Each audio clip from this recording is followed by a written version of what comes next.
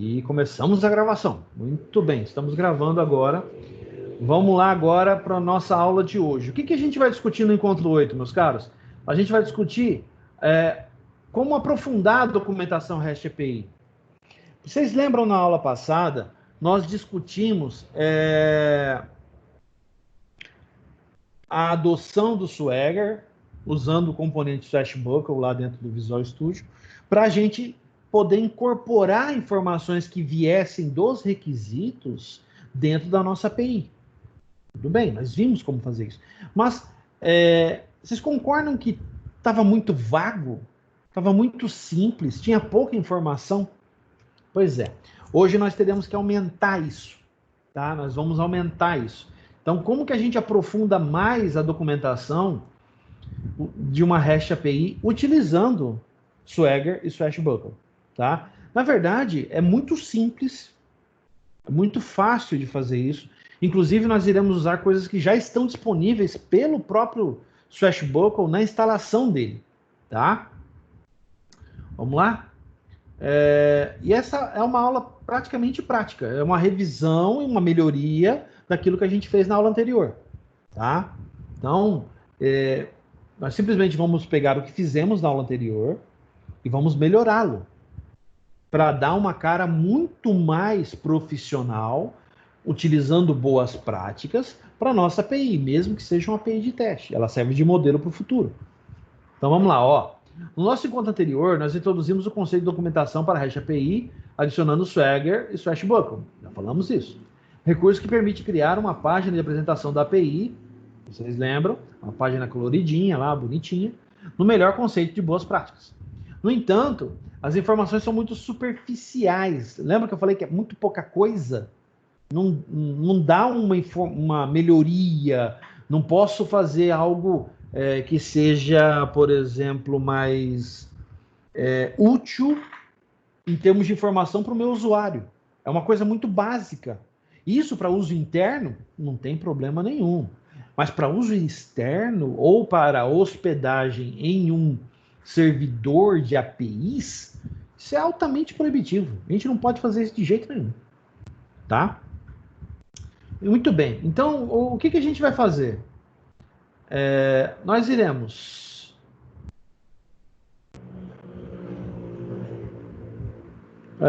adicionar essas informações, né? Usando as informações oriundas lá do documento de requisitos para expor essa API, tá? E nós vamos realizar modificações para aproveitar ao máximo esse projeto. Então, o que a gente vai fazer em termos? Vamos lá. Primeiro passo, o Swagger Config. A gente vai mexer no Swagger Config e vai adicionar informações. Esse é o Swagger Config do nosso projeto hoje.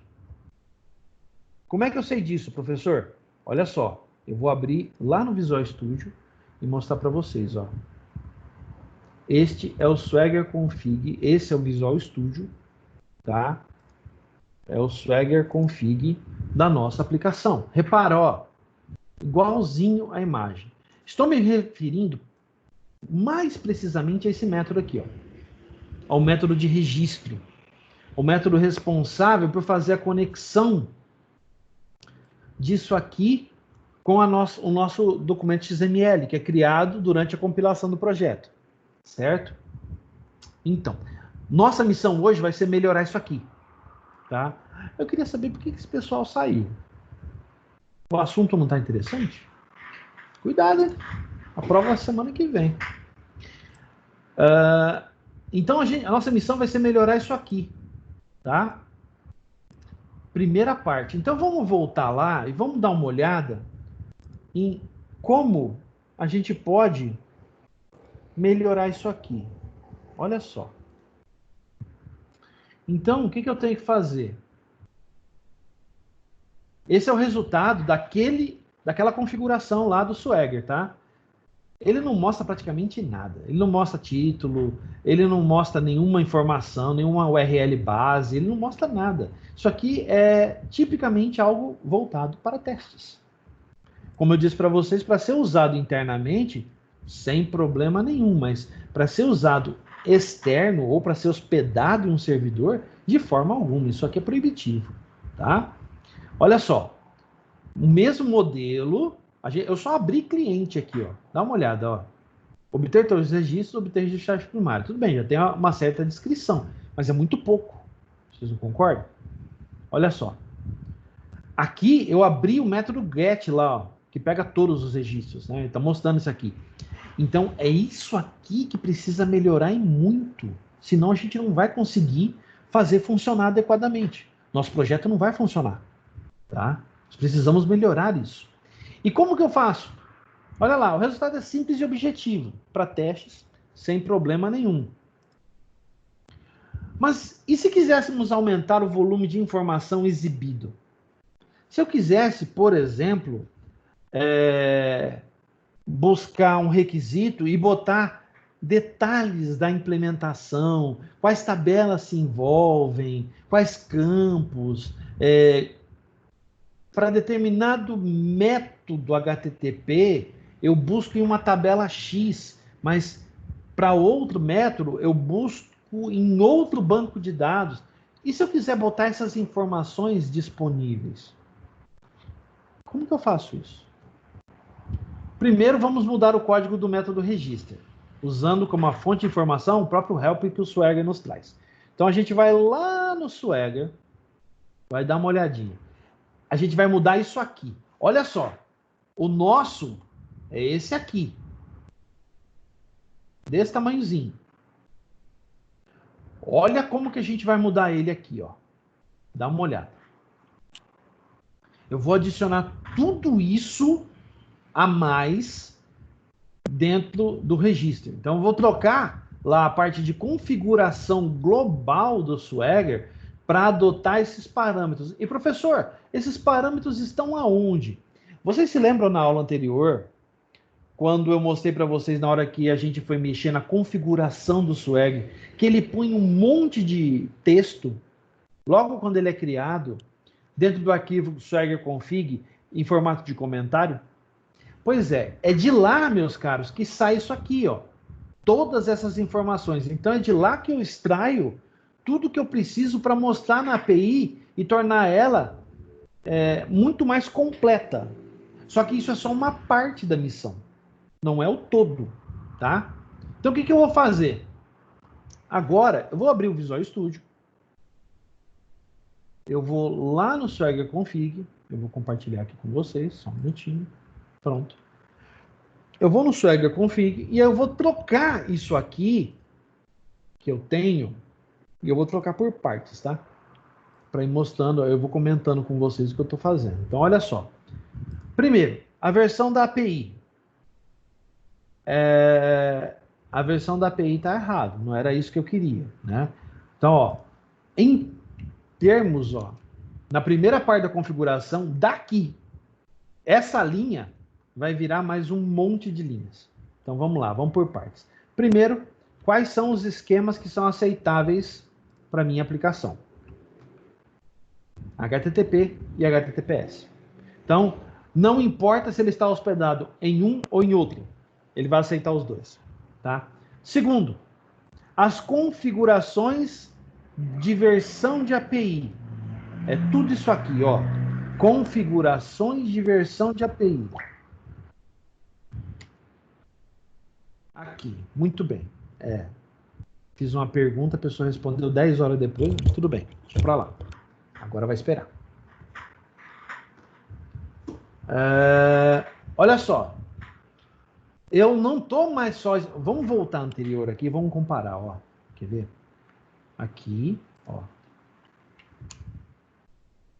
Aqui tá saindo, vou comentar. E eu vou trocar por isso aqui. Olha a diferença. Então, quer dizer que para essa versão, além deste título, eu também posso incluir uma descrição, um termo de serviço.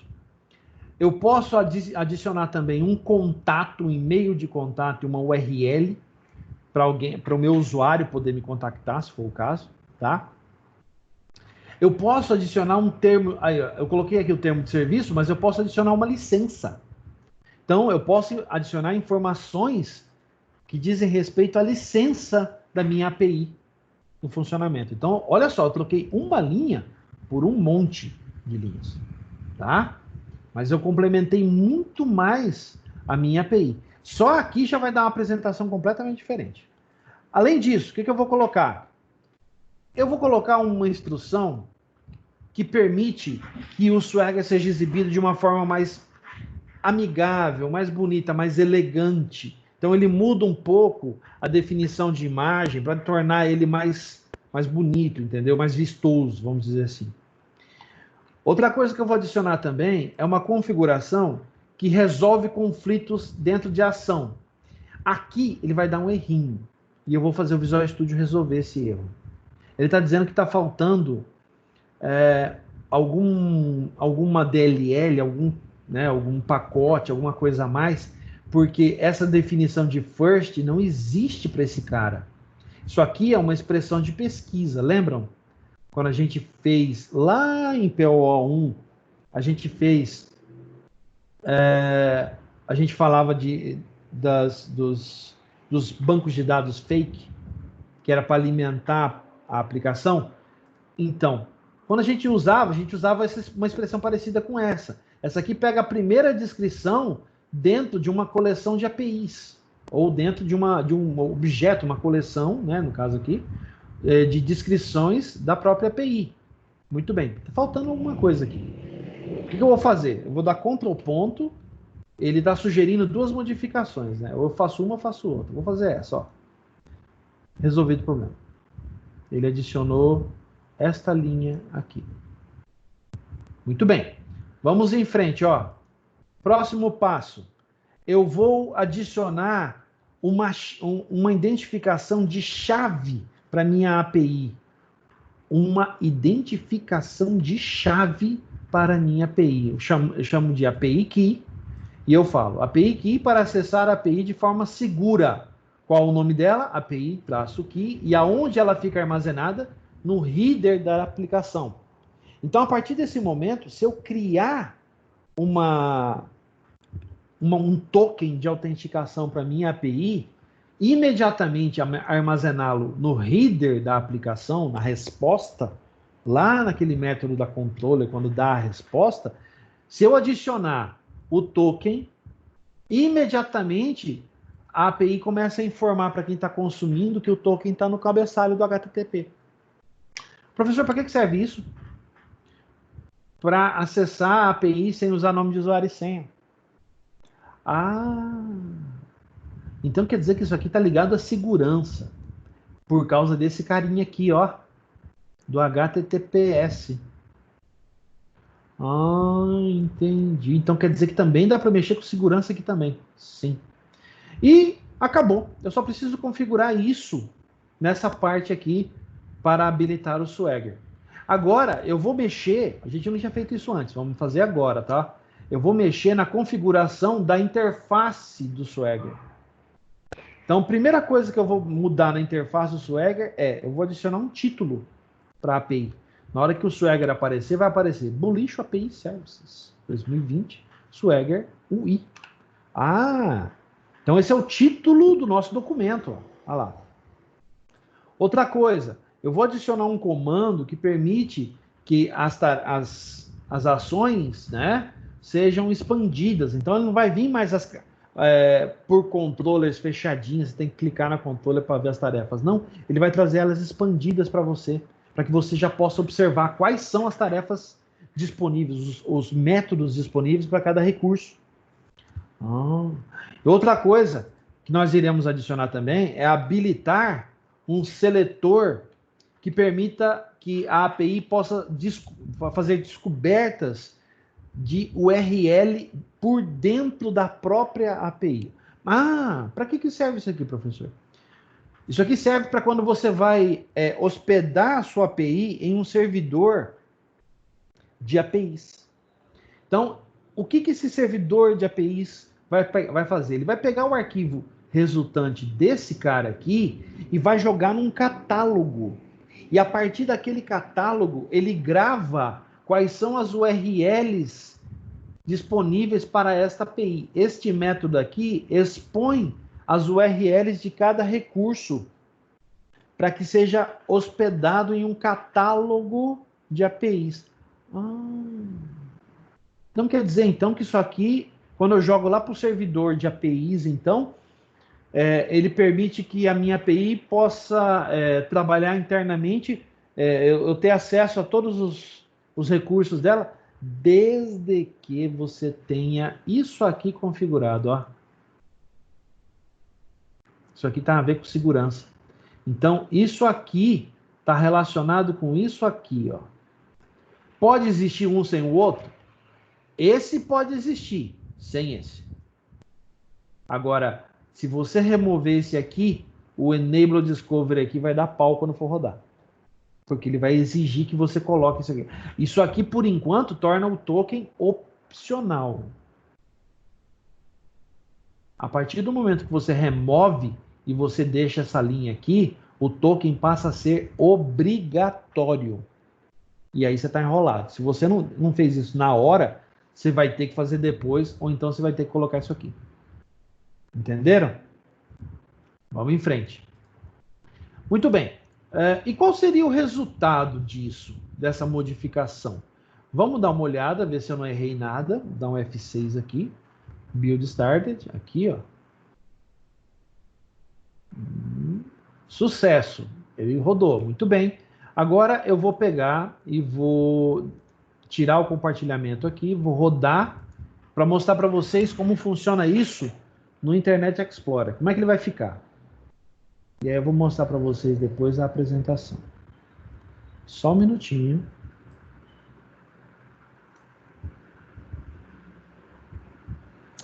Muito bem. Deixa eu compartilhar a segunda tela com vocês, porque vocês aí vão observando, tá? Vão me dizendo se vocês estão enxergando isso aqui, tá? Eu estou compartilhando a segunda tela com vocês. Todo mundo vendo?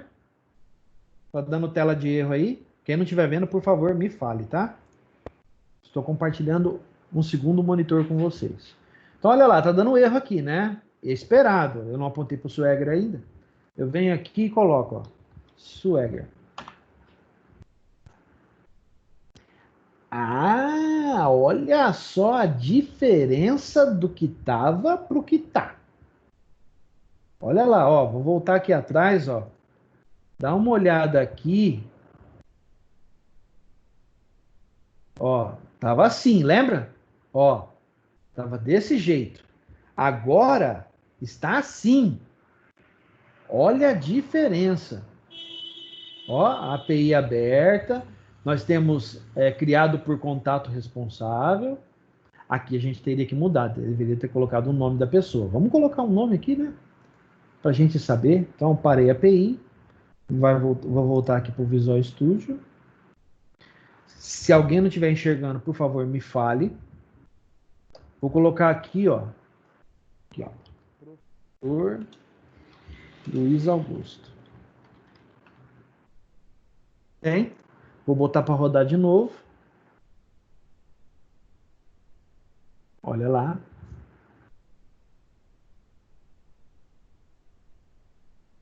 Muito bem. Tá rodando. Vou apontar para o Swagger. Olha lá. Criado por professor Luiz Augusto. O contato está aqui. Aqui é o URL do contato. Aqui é o e-mail para o contato, né? E aqui é a licença do projeto. Lógico, as URLs não existem. Tudo bem. Muito bem, quer dizer que a parte de interface aqui, ó, já mudou radicalmente, hein? Já temos um título, temos uma descrição, que podia ser um texto bem maior, tá? Já ficou bastante elegante. Existe, inclusive, uma forma de substituir isso aqui, ó, esse description. Eu vi já em alguns lugares que é possível você substituir o description por um campo XML em um arquivo pré-estabelecido. Então, vamos imaginar que você cria a documentação, você exporte a documentação e a descrição da API ela fica armazenada dentro do arquivo docs, né? Dentro da pasta docs, em um arquivo específico. Por exemplo, podia ser um outro XML aqui, aonde você armazena essa descrição. Poderia ter muito mais coisa? Com certeza. Você poderia trazer toda a parte de verificação de versão, ela poderia estar armazenada aqui dentro. Você só passaria os valores para cá. Entenderam? Muito fácil, muito interessante. Tem muitos sites que trabalham dessa forma, tá? Tem muita gente que trabalha desse jeito, então é muito fácil você conseguir aplicar isso aqui, tá? Inclusive nos sites que eu deixei disponíveis para vocês como fontes de apoio, essas informações vieram de lá, tá? E existem muitos outros que explicam até. Gente, tem livro que explica como configurar isso aqui. Como buscar informações fora, como trazer informações que estão armazenadas em outros lugares, em arquivos XML dentro de pastas aqui. Eles criam métodos que possibilitam você preencher tudo isso aqui, tá? Então, a literatura é muito vasta, é muito extensa. Se a gente fosse ficar falando sobre isso aqui, a gente ia perder praticamente a aula toda só falando sobre isso, tá? Mas tudo bem, nós já temos lá uma forma, né? Estamos vendo como funciona. Legal. Agora, o que eu vou fazer? Eu vou mudar só um pouquinho.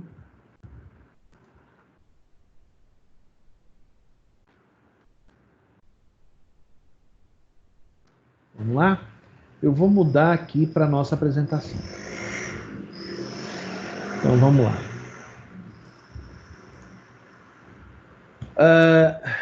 Onde a gente estava? Aqui. Muito bem. Então, nós já fizemos essa mudança. Nossa API já ficou com uma cara bem mais apresentável, bem mais profissional, tá? Agora nós vamos para o segundo passo. E qual é o segundo passo? O segundo passo vamos voltar a nossa atenção agora para as melhorias do Summary. Do lado do código também tem que ter melhoria, tá? E vamos observar aqui, ó. Aqui tem um exemplo muito bom de código que a gente pode adotar como exemplo. Isso aqui veio lá de um site de apoio da Microsoft lá, tá? Documentação da Microsoft. Então, olha só que interessante. Aqui tem o root prefix, a gente já usa. E aqui eles têm algumas coisas novas no Summary e nos Data Annotation, que são essas instruções aqui em colchetes, acima do nome do método. Tá? Isso aqui, inclusive, é um post assíncrono, né? Aí, ó. Ele usa async, uma tarefa assíncrona que é executada do lado do servidor. Ele não fica esperando o resultado. Mas o que interessa para nós é essa parte aqui, ó. O Summary e alguns notations aqui que são interessantes. Então vamos olhar. Perceba que agora temos algumas tags a mais para adicionar no código. Ó. Eu tenho remarks, eu tenho response e eu tenho algumas notações que podem ser úteis para o nosso objetivo.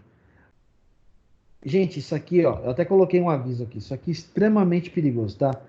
Allow Anonymous. Isso aqui permite acesso anônimo ao método do recurso da API.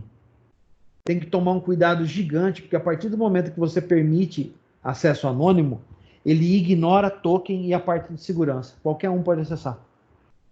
Tem que tomar cuidado, tá? Isso aqui é perigoso. Além disso, a gente tem também o tipo de resposta que nós gostaríamos de mostrar lá para a nossa API.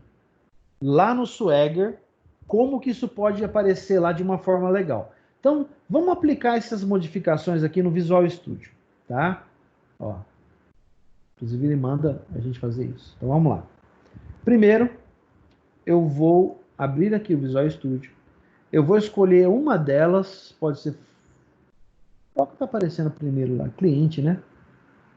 Em ordem alfabética? Cliente? Cliente. Então, vamos fazer aqui, ó, para cliente. Então, de acordo com o que ele coloca, eu posso colocar aqui uma tag chamada remarks. Muito bem. Em remarks, eu posso adicionar um texto longo e explicativo a respeito dessa ação que vai ser tomada aqui. Então, o que eu vou dizer aqui? Eu vou falar o seguinte, ó. Obtém, né, os registros referentes, tabela, cliente,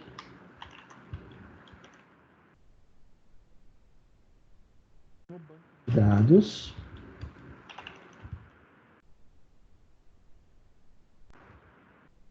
vou chamar de BulishDB,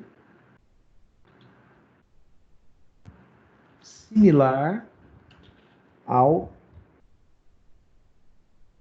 instrução, vamos fazer uma coisa legal, né? A instrução select asterístico from cliente. Então, beleza, olha lá. Em remarks eu coloquei algum detalhe mais interessante a respeito desse cara, tá? Vamos ver isso aqui, o que isso aqui vai fazer? Ó, vamos lá. Vamos abrir aqui. Força, você consegue. Muito bem. Swagger. Foi esse get aqui, ó. Olha só. O que ele fez? Em Implementation Notes, ele adicionou o texto que eu coloquei ali, ó. Olha que legal. Interessante, né? Pensa que se isso aqui fosse oriundo de um requisito, eu poderia pegar a descrição inteira do requisito e jogar aqui dentro. Ou aquela parte do requisito que é voltada para o desenvolvimento de APIs, né? Lembrando que requisitos funcionais e não funcionais, quando voltados para o desenvolvimento de API REST, tem uma parte do requisito que é escrito exclusivamente para ser colocado aqui, ó. Então é aqui que eu ponho. É aqui que você coloca. Que legal, né? Vamos lá, vamos voltar para o código, vamos continuar. A segunda parte tem a ver com o quê? Ó, a segunda parte tem a ver com a parte de resposta. Que tipo de resposta é essa, professor? Meus caros, quais são as respostas dos servidores HTTP? Lembra? Eu posso, inclusive, isso é matéria de prova, tá? Vamos lá? Eu posso ter HTTP 200, HTTP 300, HTTP 400 e HTTP 500. 200 é acerto. Tudo ok, correu tudo bem. 300 é redirecionamento. Quando bate na página, é um script ou um código por trás que vai atender a solicitação. 400 é bad request. Foi alguma coisa que você fez que deu errado. Você, cliente, fez algo que deu errado. 500 é quando o erro é do próprio servidor. E esse é o erro que dá medo. É aquelas exceptions que ocorrem do lado do servidor. Tá? Então, aqui, a gente está instruindo a API a responder adequadamente para cada situação. Então, como funciona? Ó, vou voltar aqui, vou colocar aqui do lado. Aqui, ó. Opa. Barra. Vou colocar o que aqui exatamente? Response. Né? Vou escrever Não tem sugestões, né? Tem sim. Você está com preguiça. Response. Olha lá. Então, eu vou colocar response e o código que eu quero responder. No caso, eu vou usar o mesmo exemplo que a Microsoft fez ali, ó. Response code 400. Vou dar a resposta geral, bad request.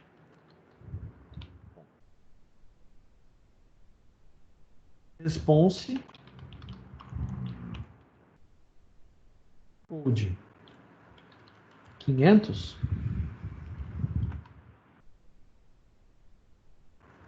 Internal server error.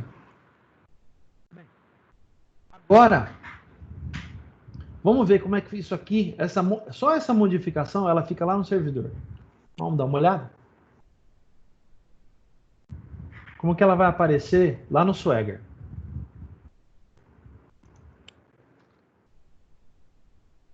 Muito bem. O get.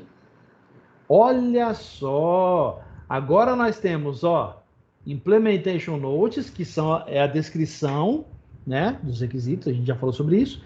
E aqui os tipos de resposta quando dá erro, porque o 200 é acerto. Beleza. Ele vai falar de boa. Agora, e quando dá pau? Ele pode responder 400 ou ele pode responder 500. Olha que legal. Tá melhorando, hein? Vamos lá? Vamos continuar? Agora tem a parte de código. A parte de código, não sei se vocês lembram, tinha esse Allow Anonymous, eu não vou usar, porque isso aqui é perigoso pra caramba, tá? Mas eu vou me preocupar com isso aqui, ó. Isso aqui é o tipo de resposta que a API está esperando. O tipo de resposta não que a API esteja, desculpe. O tipo de resposta que a API vai retornar ao cliente. Não o que ela está esperando, mas sim o que ela vai responder. Certo? Isso aqui é interessante para nós. Vamos voltar lá.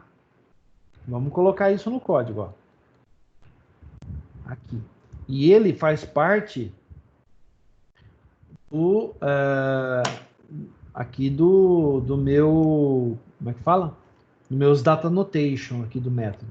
Então eu venho aqui e coloco aqui, ó, response. Vamos escrever porque ele vai dar erro. São coisas que está faltando no projeto para adicionar. Tudo bem, isso faz parte, isso é normal, tá? Aqui. Aí vamos colocar aqui type off, que vem desde o C++ lá, né? Então eu vou explicar isso aqui. Vamos primeiro resolver esse erro, ó, response type. Eu dou Ctrl ponto, ele diz para mim adicionar esse using aqui, ó. Como é que vai ficar, ó? Vai ficar desse jeito, ó. Beleza, isso aqui me atende. Então eu clico aqui. O que ele faz? Ele adiciona esse using aqui. Maravilha. Agora, o que o typeoff faz? Ele busca que tipo de objeto é quando você coloca aqui determinado valor. Ah, então ele pode dizer que ele pode pegar o tipo original do meu objeto? Sim, ele pode. Então, o que acontece se eu pegar e fazer isso aqui, ó? Dizer que o response type dele é isso aqui, ó. Vamos ver? Ó, é um list de cliente pouco. Vamos dar uma olhada qual vai ser a resposta agora? Vamos observar? Ó. Vamos lá, vamos rodar.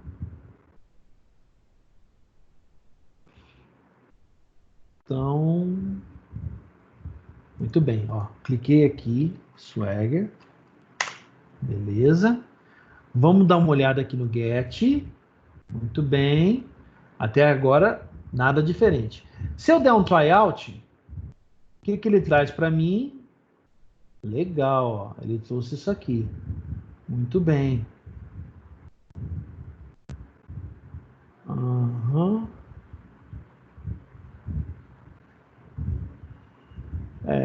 Ele não trouxe o nosso tipo. Deixa eu aplicar o mesmo modelo. Deixa eu aplicar o mesmo modelo no método de baixo. Vamos ver o que ele vai fazer. Tá? Eu vou colocar aqui, ó. Vou pegar o get por ID agora. Vou aplicar o remarks dele, ó. Vou copiar esse cara. Só que aqui o remarks é diferente, né? Ó. O registro referente a tabela baseado na chave primária.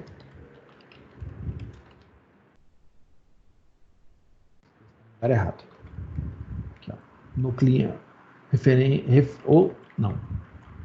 Obtém o referente à tabela cliente no banco de dados.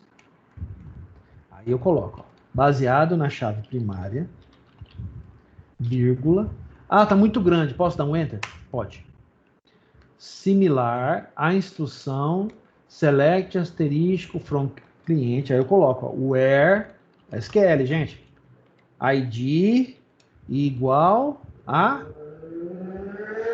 ID, que é o valor que está aqui, tá vendo? Beleza, perfeito. Muito bem, esse é o primeiro. O que mais eu coloco? Eu vou colocar os responses, ó. Os dois responses. Depois, aqui eu vou até colocar aqui, ó. ID é chave primária da tabela. Ponto. Aqui eu vou colocar o response, ó. Depois do parâmetro, tá vendo? Retorna, eu não vou colocar return por enquanto, tá? Agora eu vou colocar o response type, só que aqui não é uma lista, né? É um só. Então aqui eu vou colocar o quê, ó? Cliente pouco. Vamos fazer um teste, porque eu estou desconfiado que eu tenho que mudar a ordem aqui. Mas deixa eu testar para ver se vai dar certo. Vamos lá?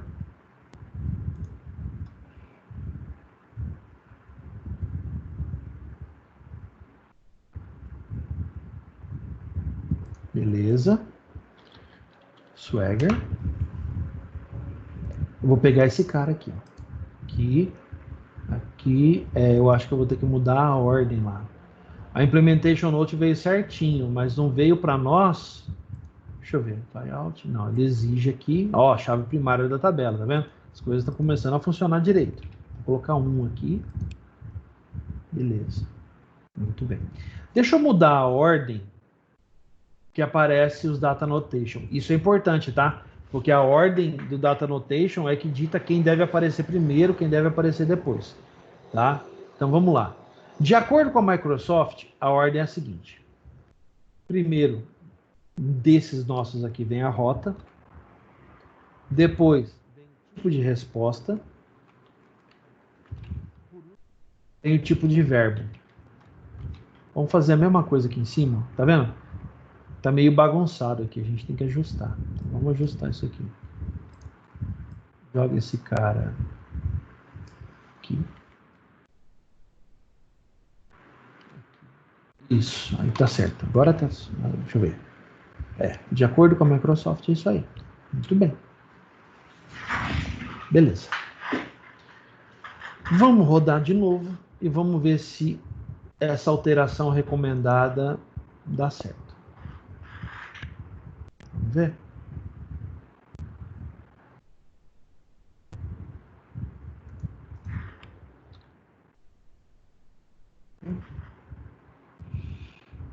Deixa eu pegar esse get aqui. Deixa eu ver. Não. Puxa, deve ter faltado alguma coisa. Mas tudo bem, não tem problema. A gente já trouxe informação pra caramba aqui, né? Já trouxe informação pra caramba aqui. Ficou muito bom mesmo, hein? E isso realmente agora ficou parecendo, ó, hide response, esconda aquilo lá. Ficou parecendo uma coisa bem mais, olha, bem mais profissional. Vamos fazer um negócio interessante aqui, gente. Eu vou pegar, deixa eu procurar aqui. Vamos fazer uma experiência um pouquinho mais avançada, já que a gente está bem à frente do conteúdo. Em questão de horário também. Deixa eu pegar aqui. Eu quero abrir o PDF anterior, onde eu falava sobre... Tem mais alguém chegando. Só um pouquinho. Olha lá, ó a Laurinha. Vamos lá, então. Aqui, ó. Lembra disso aqui? Requisito funcional, exemplo de um requisito funcional especificado. Então, o que a gente vai fazer? Então, vamos fazer o seguinte, ó. Nós vamos criar... Deixa eu só mudar uma coisa aqui para ficar fácil, tá? Vocês têm esse PDF também, vão acompanhando comigo, tá? Eu vou pegar, eu destaquei esse aqui. Esse aqui é o PDF da aula anterior, tá? O que eu vou fazer? Olha só. Eu vou criar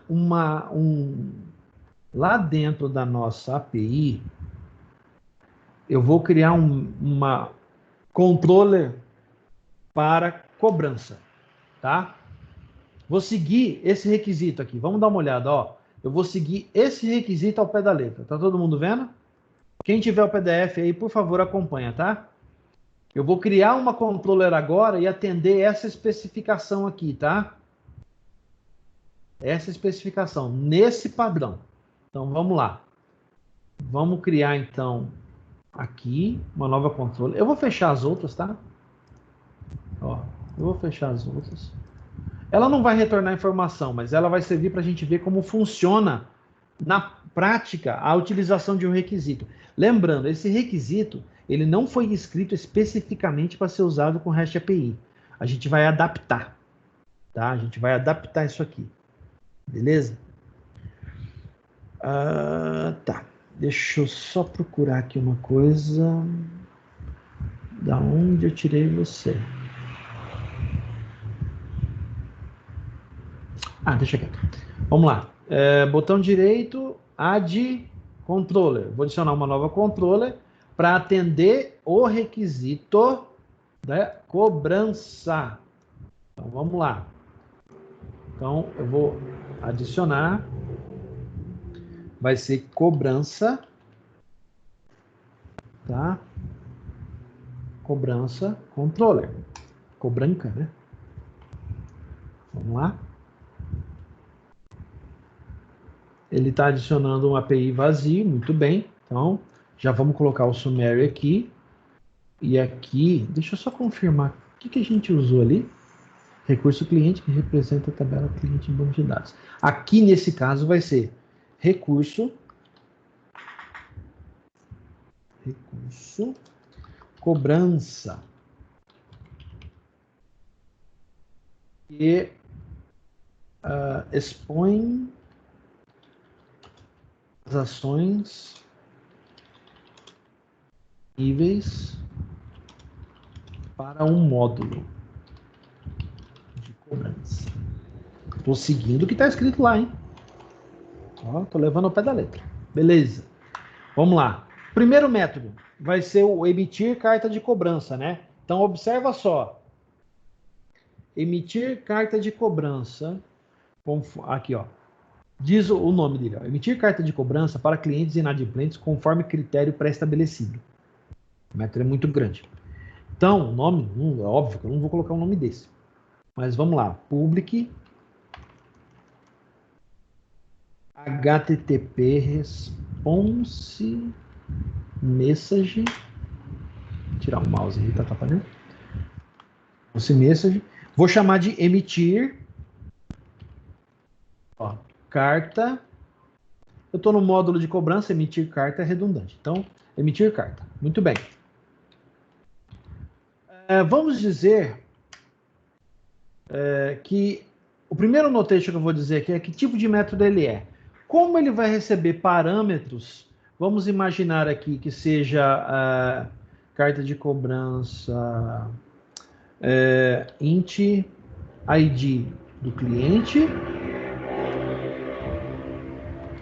e string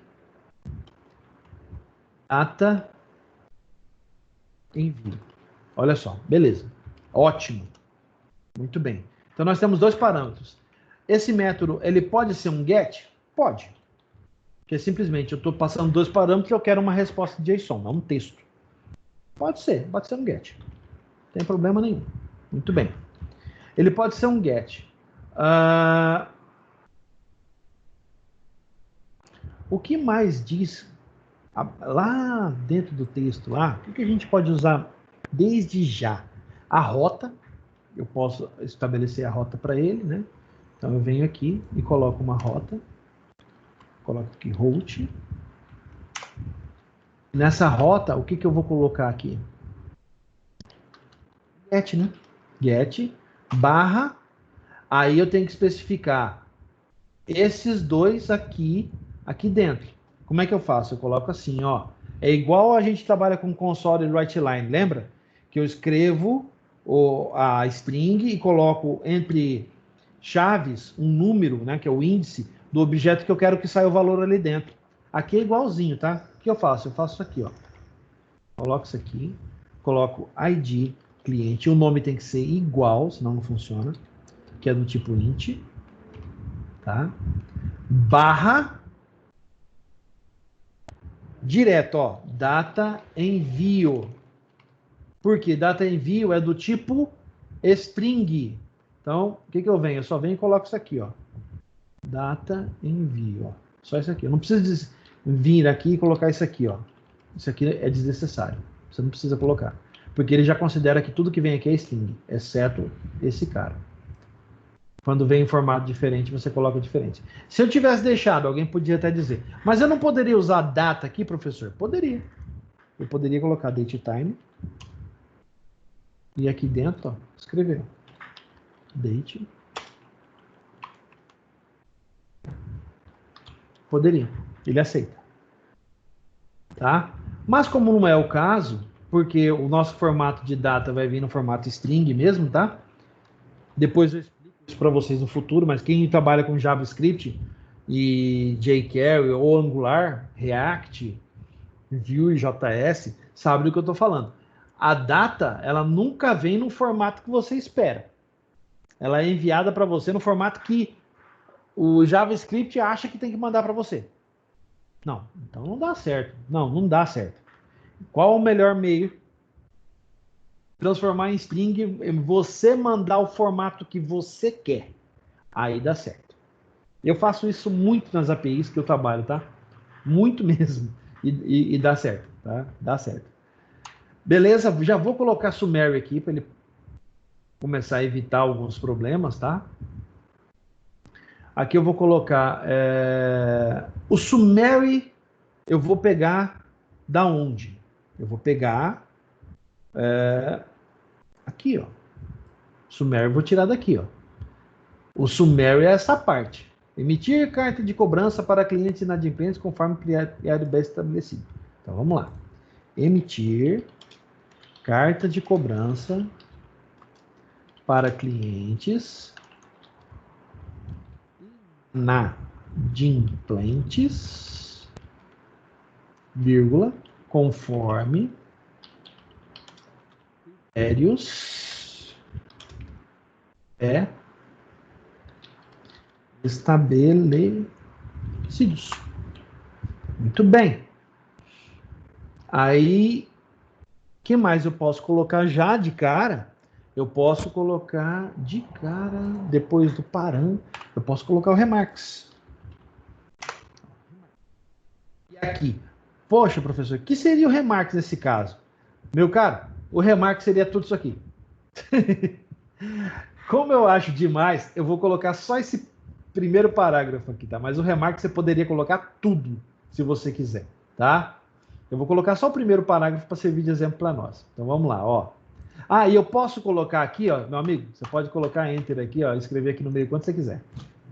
Então vamos lá. Para todo cliente que esteja inadimplente, vírgula, deverá ser possível a emissão de carta de cobrança, vírgula, através do sistema. Ponto. Na linha de baixo, o resultado da emissão será a carta impressa que será posteriormente despachada por correios ou outro agente de entrega. Ponto. O excesso de linha. Beleza. Salvei. Tá faltando só gerar a resposta. Aqui, eu vou brincar um pouquinho com o C Sharp, tá? Não se compliquem com o que eu vou fazer aqui agora. Eu vou gerar um objeto que não existe. Um objeto anônimo, tá? Mas é só para dar resposta. Seria mais ou menos como se eu estivesse criando um objeto em tempo de execução. Ó, mais uma coisinha para vocês aprenderem. Var, vou chamar de resposta. resposta recebe new, entre colchetes, ponto e vírgula. Isso aqui eu estou criando um objeto em tempo de execução. Corresponde à criação de uma classe, tá, meus caros? Isso aqui corresponde a uma classe. Então, vamos lá, ó, vou colocar ID cliente é igual o parâmetro que ele colocou aqui. Vírgula. Data, ó, data envio vai ser igual a um new date time. Vai responder uma data, tá? Aí eu vou colocar aqui, ó, data envio. Ele não quer aceitar isso aqui. Ah, não vamos complicar não, vai. Vamos colocar aqui, desse jeito aqui mesmo. Porque senão ia complicar, ia complicar muito e tal. Não, larga a mão. Aí vamos colocar aqui, mensagem. Aí aqui. Esta é uma carta de cobrança. Muito bem. Só para a gente testar. Criei um objeto em tempo de execução. É assim que faz, tá? Ó, aqui eu estabeleci as propriedades. Lembra lá de PO? É aqui, ó. Isso aqui são as propriedades dele, tá? Ah, eu poderia mudar para maiúsculo, professor? Poderia, sem problema nenhum. Aqui, ó. E realmente são propriedades, né? Antes não estavam, agora estão. Agora eu vou dar resposta para ele. Como é que eu faço para dar resposta? Olha lá em cliente controller, ó. Eu faço isso aqui, né? Você vai fazer a mesma coisa. Vou até copiar e vou colar. Ó. Lista, resposta. Pronto. Acabou. Como eu não estou usando nenhum tipo de objeto, eu estou criando um objeto em tempo de execução, eu não posso colocar aqui o response type. Mas se eu estivesse usando, eu poderia colocá-lo. Entenderam? Vamos testar isso aqui? Ó, vamos ver se funciona? Vamos abrir aqui. Muito bem.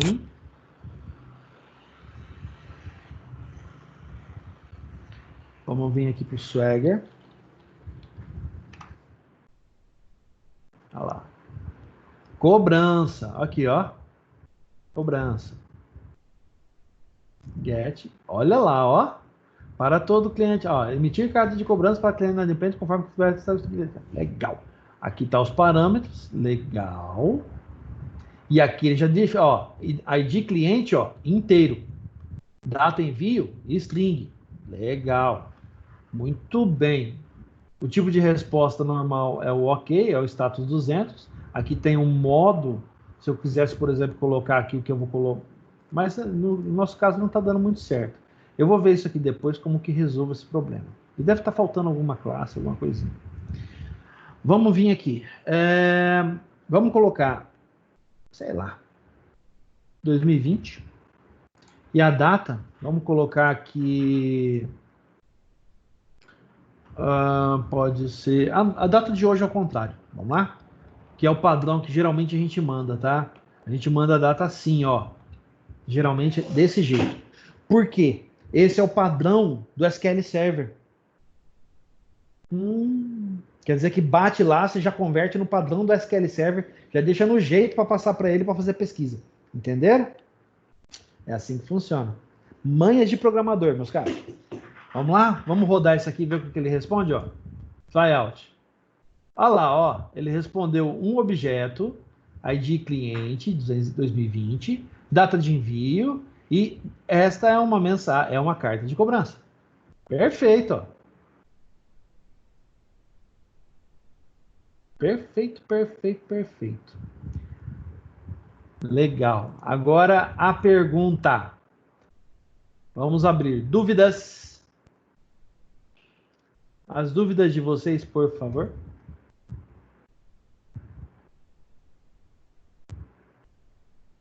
Ninguém tem dúvida?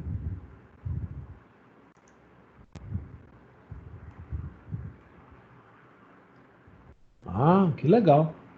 Já que é assim, Vamos partir, então. Oi. Professor, como que chama aquelas tags que o senhor coloca? Você está falando disso aqui? Aquelas verdes lá. Você está falando disso aqui?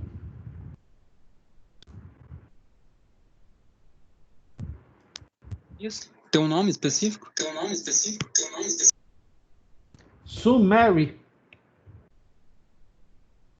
Mas todos eles Param, remake. Todo.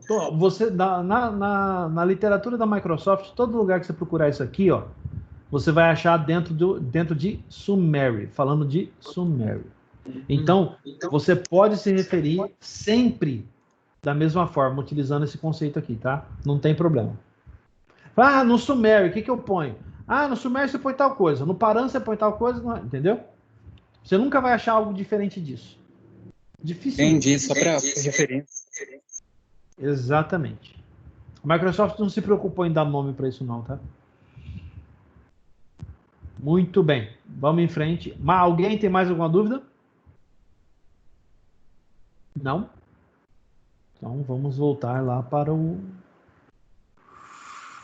aqui. Vamos voltar para cá. Muito bem. A última atividade antes da prova. Então, baseado nos conceitos apresentados, vamos revisar o código, aplicando o Swagger Swashbuckle no nosso código, considerando as boas práticas vistas e conceitos aprendidos. Muito bem. Só que dessa vez, nós vamos utilizar o mesmo documento de requisitos que vocês foram empregaram na última aula e vamos melhorar a exibição do Swagger e do Swashbuckle usando o que nós vimos aqui, tá? Nós vamos usar isso aqui e nós vamos usar também isso aqui. Por favor, no lugar do nome de contato, coloquem o nome de vocês, tá? Eu quero ver o nome de vocês aqui, não o meu. Beleza? Muito bem. Prepare seu código, como na última aula, a mesma coisa sempre, zipa tudo, manda para mim, como anexo, tá? Só que o que vai acontecer? O título é ADS Atividade 2020-0414, data de entrega 17 de abril. Então vocês têm a partir de hoje 3 dias para fazer essa atividade. Dia 15, dia 16 e dia 17. Beleza? É tempo suficiente para fazer uma atividadezinha até relativamente simples. Tem vídeo que explica. O vídeo vai estar disponível. Deixa eu confirmar aqui uma coisa. Eu vou postar para vocês neste exato momento. Eu vou postar para vocês. Ah, tá diferente minha voz? Walter? Quando eu voltar a aula vai ficar melhor, você vai ver. Aí eu vou começar a gritar no vídeo de vocês. Vamos lá. Eu achei que era algum substituto, professor. Ah, tá. Sei. Não é não, gente. Isso aqui é isolamento mesmo. Então, ó, eu tô colando nesse exato momento as regras da prova, tá? Tá lá no grupo do WhatsApp de vocês, o regulamento da prova, data, horário. Então, lembrem-se então que nossa prova está marcada para segunda-feira, porque terça é feriado e nós precisamos fazer essa prova. Só que por causa disso, nós temos... Deixa eu abrir aqui o TXT para todo mundo poder ver, mesmo quem chegou depois. Nós temos... Aqui. Nós vamos ter 48 horas para fazer a prova. Então, a prova vai estar disponível a partir de segunda-feira, dia 20, às 19 horas.